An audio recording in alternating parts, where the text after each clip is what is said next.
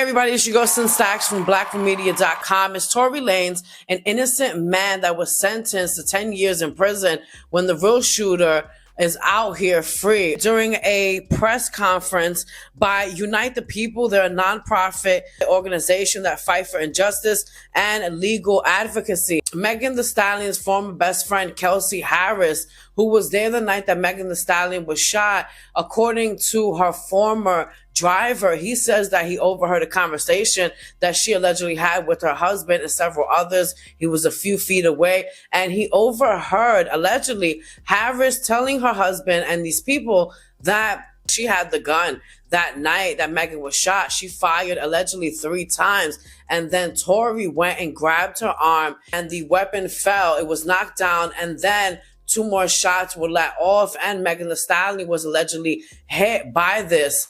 Which is really crazy that this is coming out. Bradley James, who is Harris's former driver, he says that he can't have this on his conscience and it's really fucking him up. And that's why he came forward. He said, knowing that an innocent man is behind bars, and he's talking about Tory Lanez. So it's really crazy. And that's what Robert said during the press conference. And they are asking the state to please review the new evidence that has been brought forward. Now, Roberts also said that what James said in his statement that he has given to them for them to use and what could be maybe a retrial for Tory, that this aligns with the statement that someone else gave during Tory's trial, where they said that they witnessed 2 women fighting, one grabbing the other one's arm. They also brought up the fact that there were 3 suspects in that car that night. But Tory Lanez was the only one whose DNA was taken.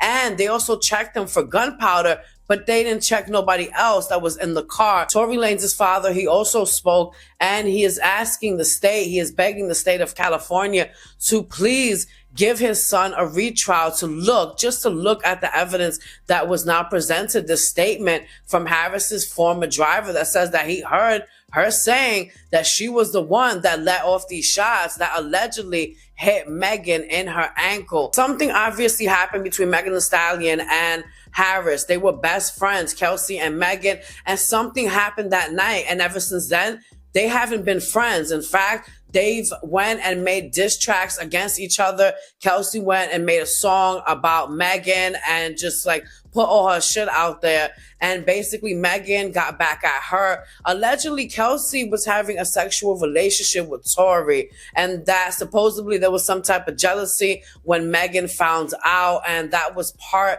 of the argument. Megan has said before that it wasn't Kelsey, and she has said in interviews that it was Tory, and Tory is basically using anything to point the finger at somebody else, and for him not to just, take responsibility. Maybe he didn't shoot Megan. Maybe he saw something that he didn't want to speak on because he didn't want to be looked at like a rat, like an informant, and he kept his mouth shut. Or maybe he is guilty for shooting Megan Thee Stallion and it's not, Harris like they are saying. So guys, this is really crazy. This was held today, this press conference. I'm going to keep you updated on exactly what is going to happen if Tory will ever get a retrial, and if the state of California will just look at the new statement. Go ahead and subscribe and give it a thumbs up.